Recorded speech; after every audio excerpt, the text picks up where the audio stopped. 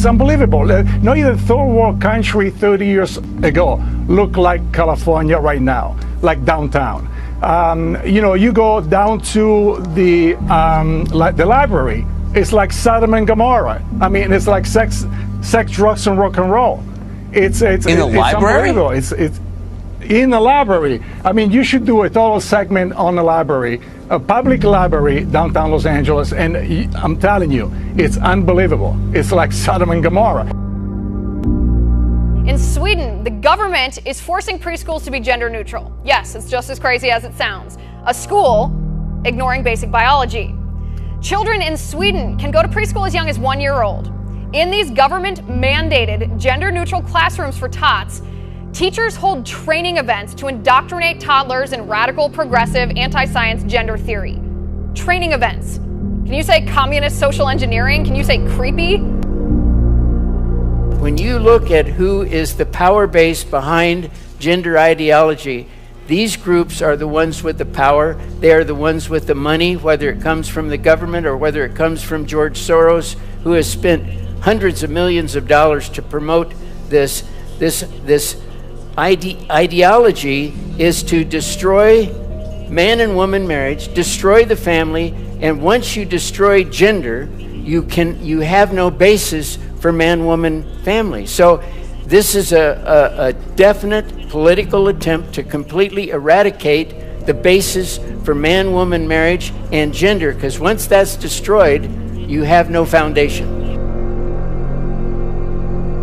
It's social engineering, but it's worse. The students aren't allowed to say boys and girls. They're only allowed to say friends.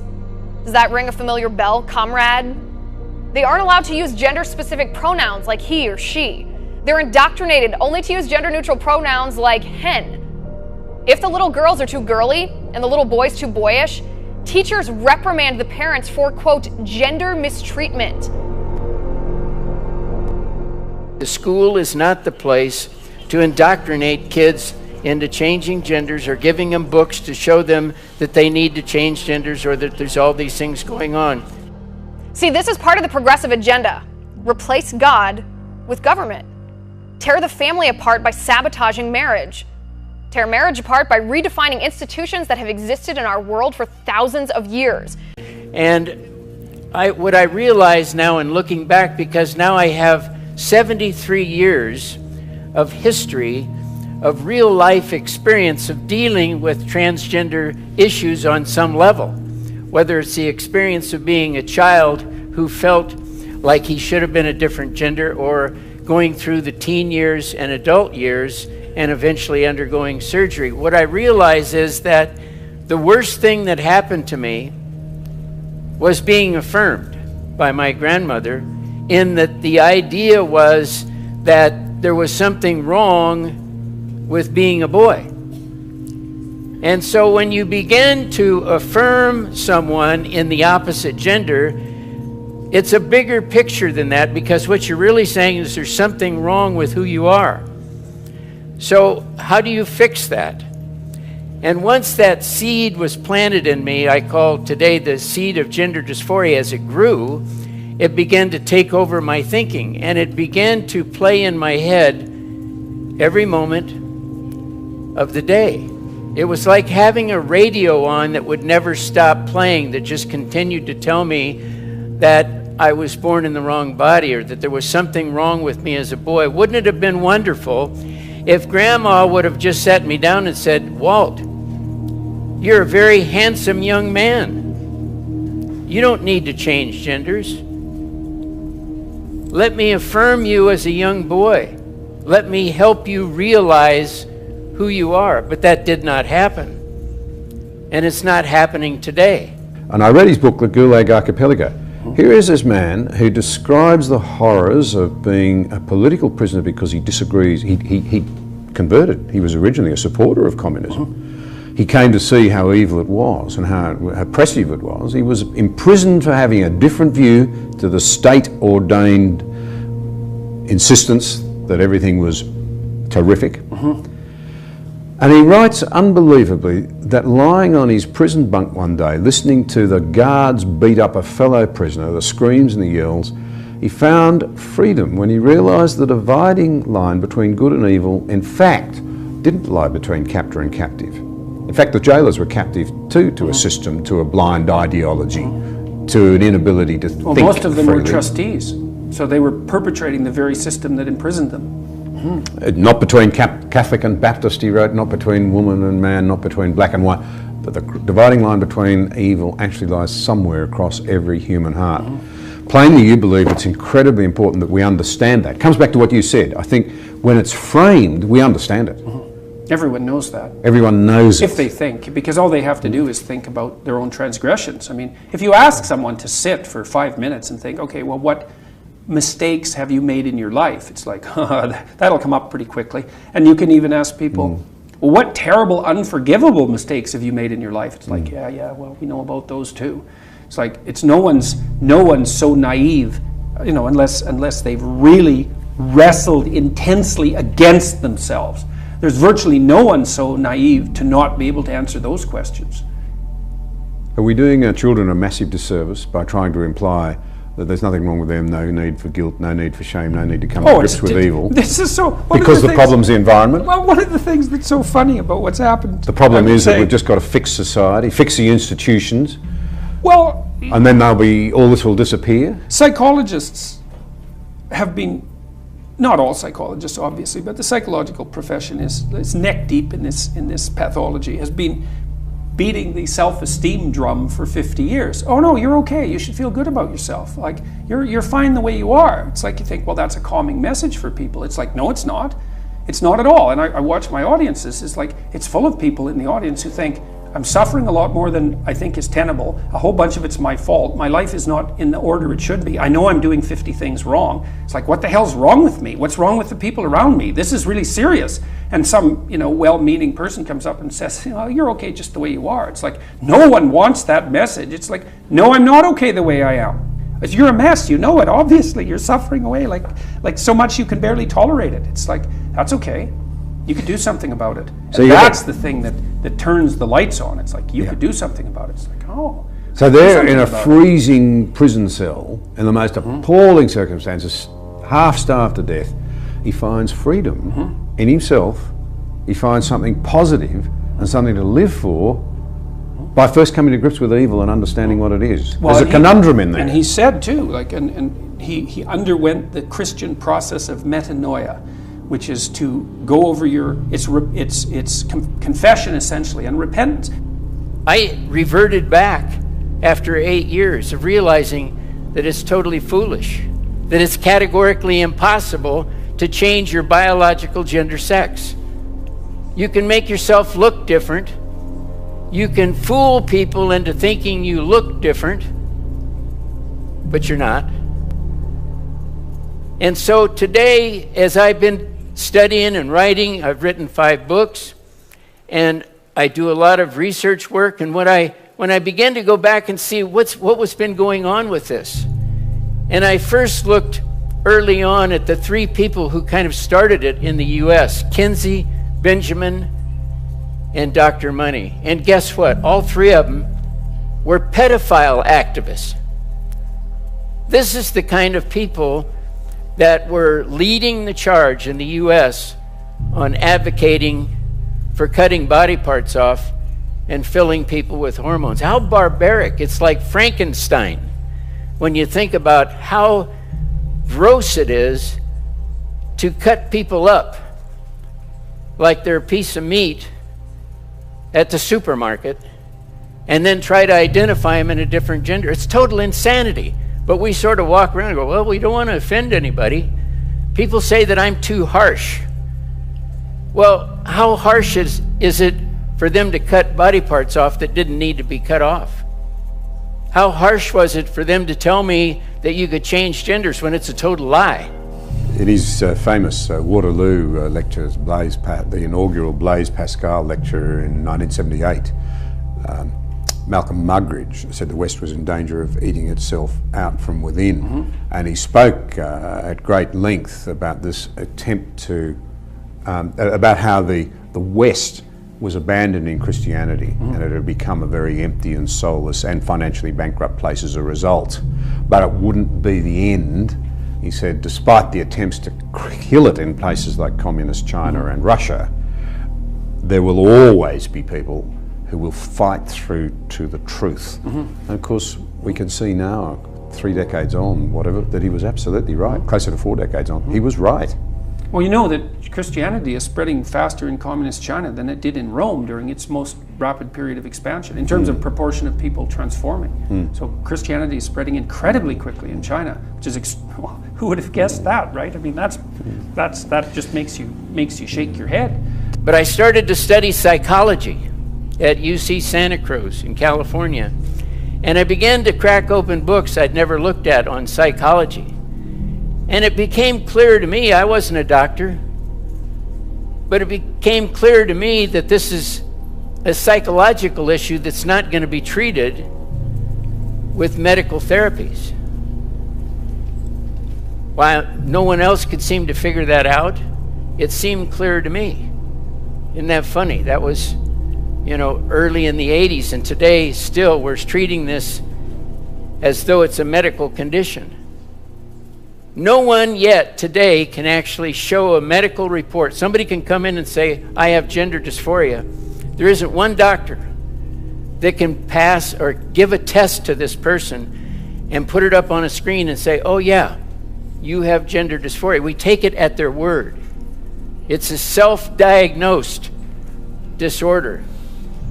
And what we know today is, as I stand here, is the procedure failed.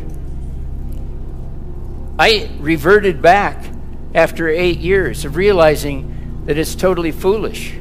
If you think this gender-neutral mandate, this social engineering, this indoctrination, this abuse won't come here to the United States, think again. Political power, political power. Guess who's in charge? Guess who's getting the money? This is the political power. And the people who are in power are these people who believe in this ideology, even though there is absolutely no proof that it is successful. In fact, everything points to the fact that it does more harm than it does good.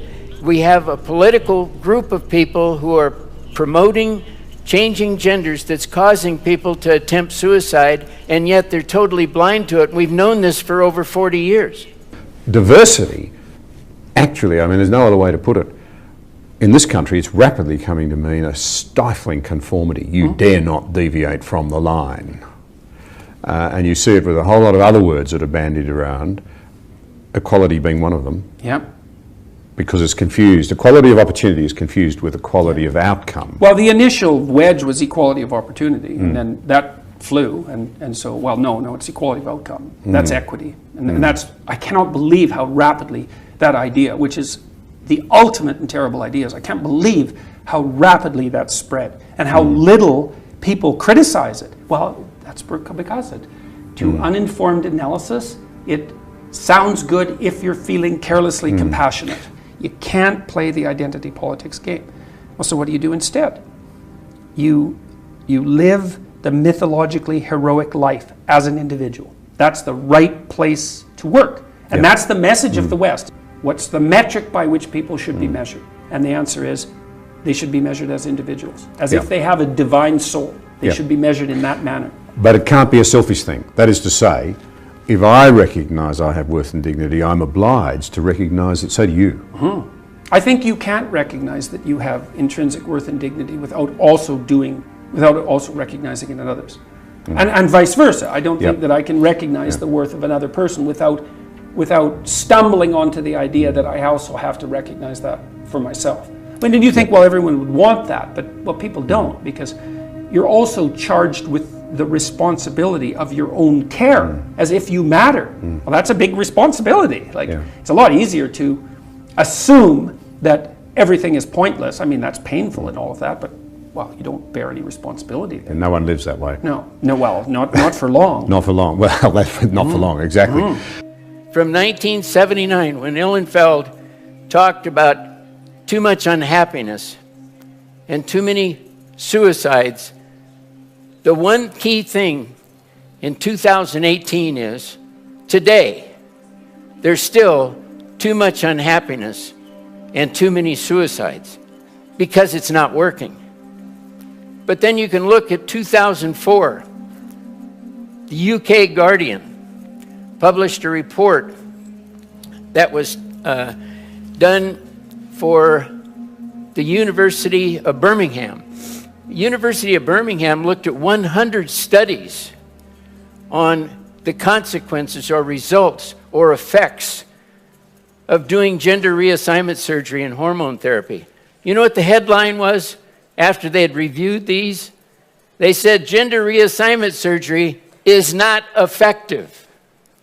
That people after undergoing reassignment surgery are traumatized to the point of suicide after undergoing the surgery. Okay, we got Ihlenfeld saying too many suicides. He said they need psychiatric care. We got a study of 100 studies done in the UK that said it's not effective. And we're still doing it today. Of the miracle of Western freedom. The idea that every individual has worth and dignity and standing. It's the idea that killed slavery. It changed the way the world thought, even though there are evil people who still keep slaves. And here's a rub.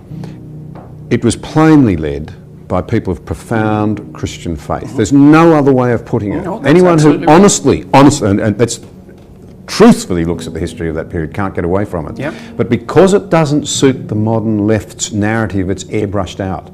Doesn't that in itself say something profound about our willingness to try and distort truth to suit our objectives? It's hard to say what it speaks of. You know, it's hard. It's like the whitewashing of what happened in the Soviet states, you know, in the communist states in the 20th century. I mean, anybody who goes through that literature with any degree of care comes away traumatized, right? Shell-shocked. It's just it's everything the Nazis did on a larger scale.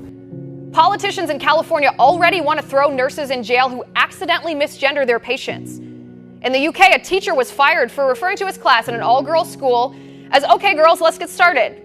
There was a student who identified as transgender in his class. The teacher didn't even know it. He was fired anyway. If we are not brave enough to speak up and say, biology is biology, it's not bigotry, girls are girls and boys are boys, and they are equal, but they are scientifically different, then this is going to happen here in America next.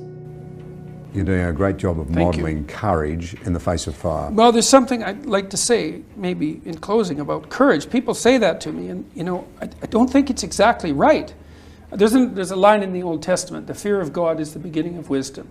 And I think it's more like that. It's not that I'm courageous, it's that I'm afraid of the right things. So when I made my videos, it wasn't like that didn't make me nervous.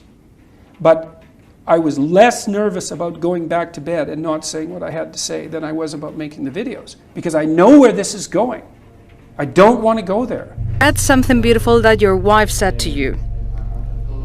In reality, we are all broken somehow, right? You said we're all broken, and we all need the redemption of Christ, and we've grown together in our faith, and we've been married now for 20 years. Thank you. So we don't want to, you know, it's Pascal talked of the glory and the scum. To reach our full humanity, it seems to me we need to understand both in tension. Now, Carl Jung The said unbelievable scum that lies in terms of our potential at the bottom of every heart. The extraordinary nobility, you call it the spark of divinity, I would say made in the image of a mighty creator. You've got to hold those things in suspension if you're to find your real humanity. And in fact, the way through to the good place is surely through the valley of darkness in the first place. Well, then you know, that's, you think, well, if it's possible to be enlightened, why isn't everyone enlightened? It's like, well, you don't get to paradise, you don't get to heaven without harrowing hell first, right? And who's going to do that? Like, that's a terrible thing to do. It isn't even clear that you can survive it. No, I mean, it's brutally damaging to come to terms with your own proclivity for malevolence, and so people don't do it, and it's no wonder. But the funny thing is, and this is also something that I think that people who've been watching my lectures have been attracted by, especially the young men. It's like, until you understand that you're a monster, until perhaps you even develop that as a capacity, you don't have the moral force to do good. And so not only is that dissent to begin with necessary to scare you straight, right, to make you understand what exactly it is that you're dealing with, but you don't even have the strength of character to be good until you understand just exactly what sort of monster you can be. Like, that doesn't work. And so you watch the people around you who thrive, regardless of what they say, they act out the proposition that everyone matters. And then you have a functional society. And I think, okay, well, if when you act out the proposition that everyone matters, you have a functional society, maybe that's evidence that that proposition is true. It's like, I think it's true. I think the idea that the individual has a spark of divinity within him or her, I think there isn't a more true way of saying that. And if you act that out, well, goes back to the idea that you brought up about potential, which is also something I've discussed with my audiences a lot. It's like, we don't act like we live in a material reality. We act like we face a landscape of potential, an external landscape of potential, with an internal reservoir of potential. That's how we act. And then we call each other out on it. We say things like, well, you're not living up to your potential. And the person goes, oh yeah, well, I know. It's like, well, what do you mean by that? What do you mean by that? Well, you mean there's more to you than meets the eye. Even though it's not measurable, right? It's not tangible. It's just possibility. But everyone acts as though that's a reality. And we all act as if we make choices about what reality to bring into being. We punish ourselves for our moral errors, and other people as well. We act out this ethic that puts us each at the center of being as active participants in the world that we want to bring forward. Everyone acts that way. And if we don't, then things go to hell instantly. So it's like, well, what do we believe? This is the argument I've had with people like Sam Harris, the atheist types. It's like, yeah, you think you're atheist, man. It's like, you're Christian, Judeo-Christian, let's say, to the core. You just don't understand it. You just don't realize it. And it's understandable, but it's not helpful. A relationship with Jesus. I know you have a Christian faith, but I would like to know what's the role that the Christian faith play when you were in the hole and they rescue. The rescue. Well, I think, the Lord never left me, I left the Lord. And so when I began to start working my way back to dealing with these issues, I sat down with, and this is the last question, right? I sat down with a Christian therapist, and we began to talk about my life just as we are today and all the painful things that had happened. And so as we went through these things, I had written them down on a yellow lined piece of paper, and we went outside his office and put a match to them and torched them and let them go away in the air. And he said, let's go back in and pray. And so we went back into his office, and he was one of these people who would pray for hours at a time. I was a person who would pray for a minute at a time and be done with it. But he wanted to pray. And so I went back and began to pray with him. And during that time of prayer, which I had already confessed to the Lord that I had lived my life wrong and I wanted to be redeemed and restored, and I had been working toward that end. During that prayer, with my eyes closed, the Lord came to me in white. He was reaching out to me, and I looked during this prayer, and I could see myself as a little baby wrapped in cloth, and the Lord picked me up. I could see that it was me, and he held me in his arms, and the Lord spoke to me and said, you are now safe with me forever. And at that point, I was redeemed and restored and have been ever since. Thank you. If I lay out the rationale for the Christian ethic, which is something like pick up your damn cross and struggle uphill, which is a really good message, they think, oh yeah, well that makes a lot of sense. It's like, well, I don't need the metaphysical baggage. It's like, well, maybe you do and maybe you don't, but even to pick up the practical utility of that idea, which is overwhelming, that's an excellent start. I was thinking the other day, a journalist asked me why people are responding so positively to what I'm saying, the young men, for example, and I thought, why? Yeah, that's a good question. He says, well, I'm actually on their side. I'm pretty happy that I'm really happy that they're not wasting their lives. I'm really sad to see that people are disenchanted and nihilistic and depressed and anxious and aimless and perverse and vengeful and all of those things. It's terrible. And then to see people question whether that's necessary and then to start to rise out of it. It's like, it's so fun. Like last night I was after my talk, it's overwhelming.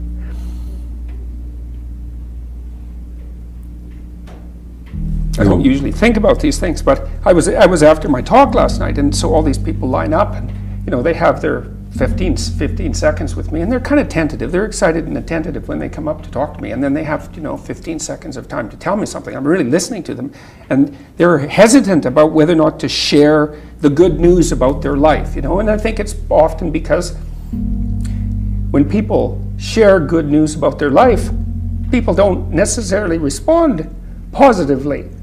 They don't get encouragement.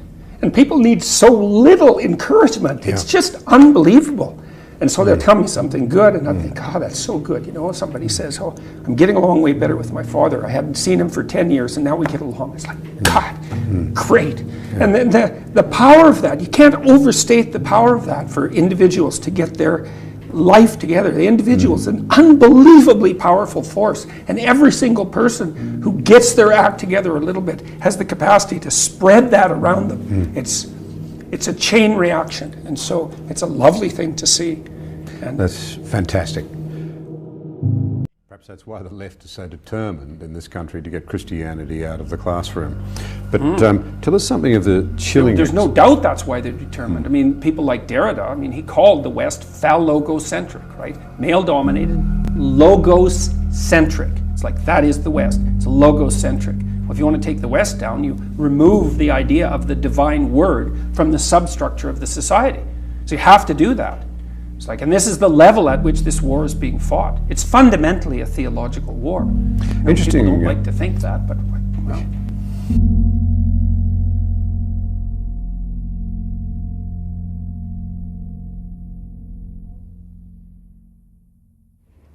The freedom of speech. You say, well, speech is the right to freedom of speech is central because it's the right by which you defend all the other rights. Well, that's why the idea of logos in the West is the most sacred concept, right? So Christ, if you think about this psychologically, Christ is the ideal of perfection. Now, this is independent of any religious discussion or any historical accuracy. It doesn't matter. What Christ represents is the perfect individual, whatever that is. Now, you discuss endlessly what that is. But one of the things the West has settled on is the idea, that the perfect individual utters the truthful speech that makes potential into habitable order. Does that through truth. And that's embedded in the first few sentences in Genesis, for example, when God brings the world into being. So, and the idea that truthful speech that brings the world into being from formless potential also characterizes each person. That's our fabrication in the image of God. That's the idea of the West. It's an unbelievably remarkable idea that perfection, individual perfection,